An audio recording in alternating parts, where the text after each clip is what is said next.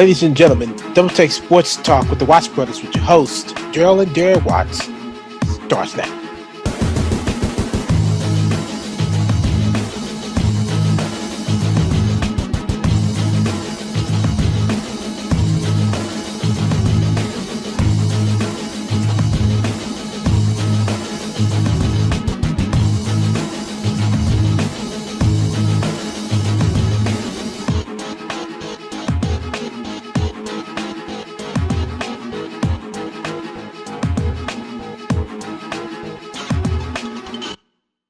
Something that's been on my mind, and I want to say something about it.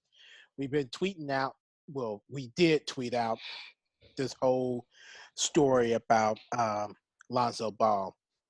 Yeah. And something's bugging me about it because I'm looking at these Facebook posts about what Charles Barkley had to say about it. Mm-hmm. And what bugs me is that a lot of people are mad at Barkley for what he said. Quite frankly, I'm not mad at him. Quite frankly, I know that this man is right.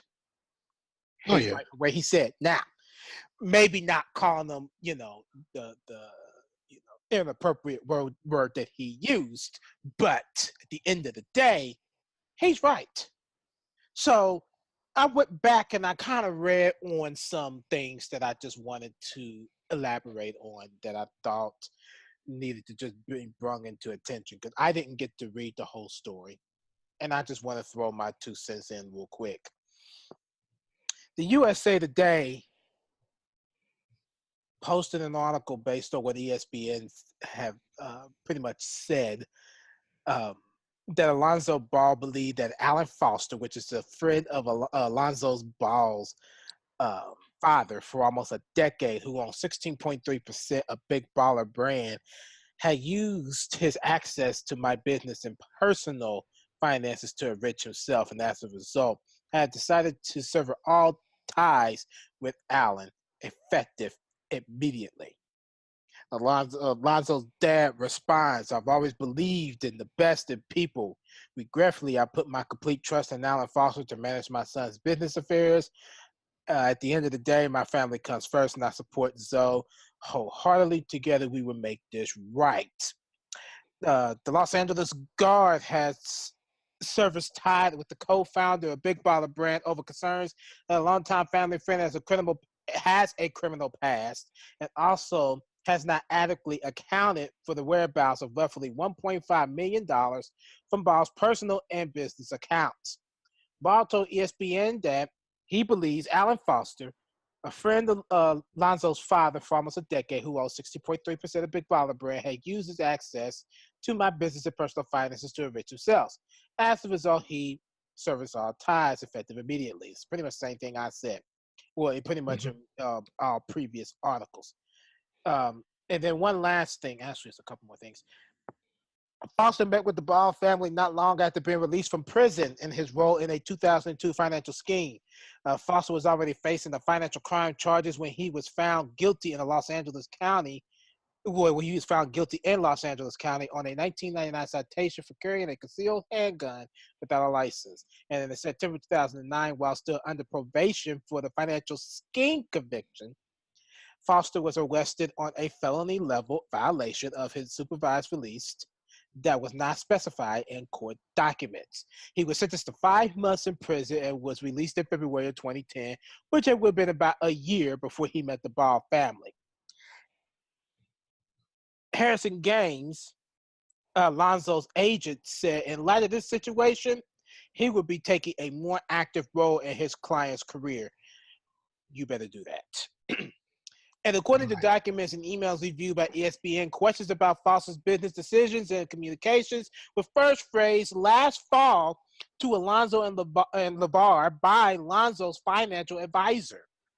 That advisor alleged that in an October email that Lonzo's personal taxes and Big Baller taxes could not be completed at the time due to an inability to account for whereabouts of $1.5 million. After reading all of this and putting all of this down, I just want to say this. Where did Charles Barkley go wrong? Somebody explain to me, where did Charles Barkley go wrong with this?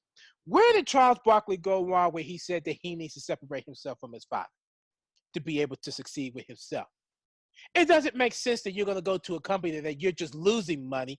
They pay Barkley millions of dollars to wear Nike shoes. Why would you want to go to a company that you're losing money versus you could possibly make money for just to wear their shoes? Where did Barkley go wrong? What, because he called him a jackass? Father? Is that where he went wrong? Well, let me save y'all some time. I don't condone his actions for saying to call him a jackass, but at the end of the day, he's absolutely right because he's hindering his success. Nobody sees that. Nobody pays attention to that, but I see it. I'm sure you, girl, see that. Absolutely. I do. Not a whole lot of people are actually going to sit here and say, oh, his father supports him. Okay. You're telling me that Lonzo's father supports him knowing that his best friend is a common criminal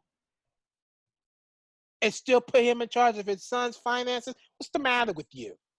What's the matter with you? Seriously.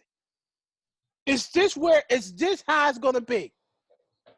If I'm Lonzo Ball and he's doing it, separate yourself from that business. Separate yourself. But do not let your father be a person to dictate your life. You got to live that life, not him. He owns his own business. And because he made an ignorant decision to get a common criminal that he knows that's a common criminal, that's public record, and decides to come in and mess up this company to benefit himself, where did Charles Barkley go wrong? Where did Charles Barkley go wrong? And I don't understand why people think that Barkley was critical when it came to Lonzo's decision.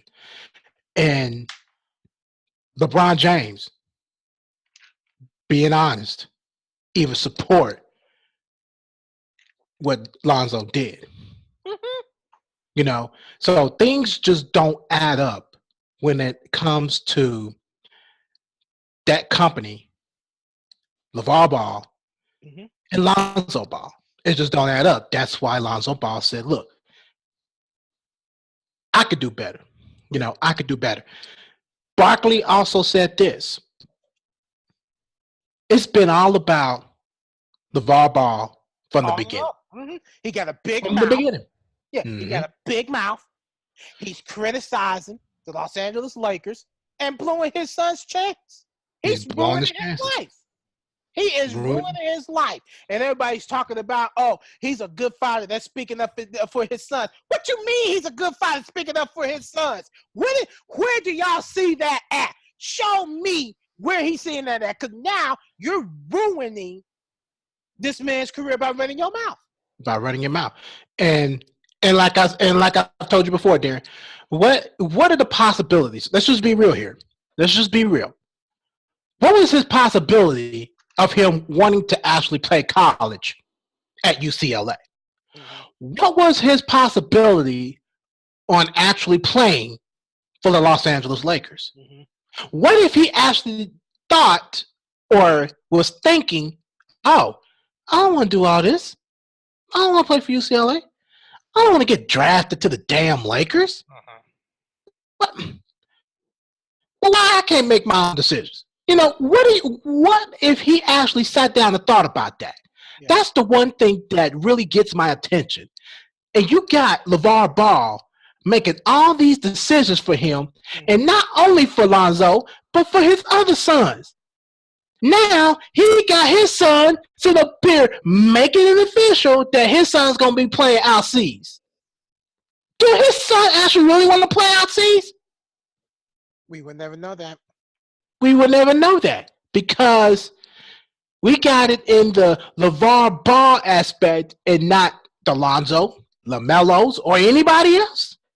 It's all about him. And that's what Barkley said. And that right there really gets my attention too. So whoever believes that Charles Barkley was critical about what he has said about LeVar, something's wrong with your ability to think for your children. Something's wrong with you. Yeah. Did you see Dale Curry doing that?